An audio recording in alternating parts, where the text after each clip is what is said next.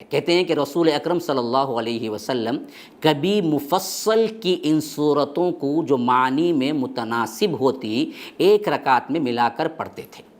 مفصل کی، اب یہ کیا ہے مفصل؟ اب دیکھیے، فرمایا سورہ رحمان اور نجم کو ایک رکعت میں ملاتے تھے۔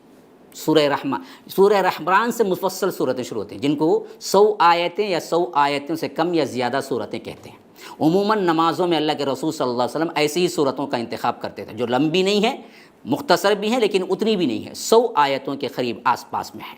تو فرمایا کہ کبھی مفصل کی ان صورتوں کو جو معنی میں بھی متناسب ہوتی ہیں ان کو ملا لیتے تھے، مثلا سورہ رحمان کو بھی اور سورہ نجم کو بھی۔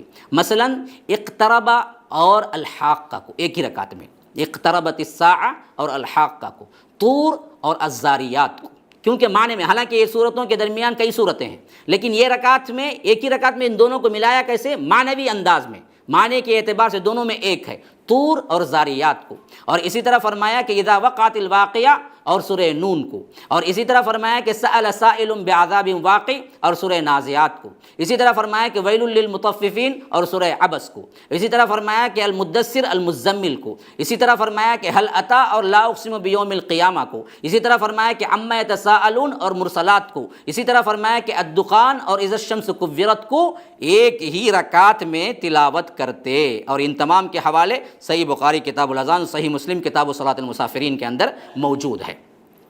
اور اسی طرح مفصل صورتوں کی طرح کبھی کبھی آپ 7 لمبی صورتیں کون کون سے ہیں؟ بقرہ اور اسی طرح آل عمران، نساء، پھر اس کے بعد والی صورتیں جو ہیں نا اس میں اللہ کے رسول صلی اللہ علیہ وسلم جمع کرتے تھے۔ 7 لمبی صورتیں جو شروع کے 7 لمبی صورتیں ہیں، بقرہ، آل عمران، نساء، پھر اس کے بعد مائدہ، پھر اس کے بعد انعام، پھر اعراف، یہ پورے کیا ہیں؟ لمبی صورتیں۔ تو کیسے اللہ کے رسول صلی اللہ علیہ وسلم خاص کر رات کی نوافل میں ایک رکعت میں جمع فرماتے۔ اس سلسلے میں آپ صلی اللہ علیہ وسلم کا ارشاد گرامی ہے کہ آپ فرماتے ہیں افضل نماز وہ ہے جس میں قیام لمبا کیا جائے، اور خاص کر وہ نمازیں جو انفرادی پڑھی جائیں اور نوافل ہوں۔ افضل نماز وہ ہے جس میں قیام لمبا ہو۔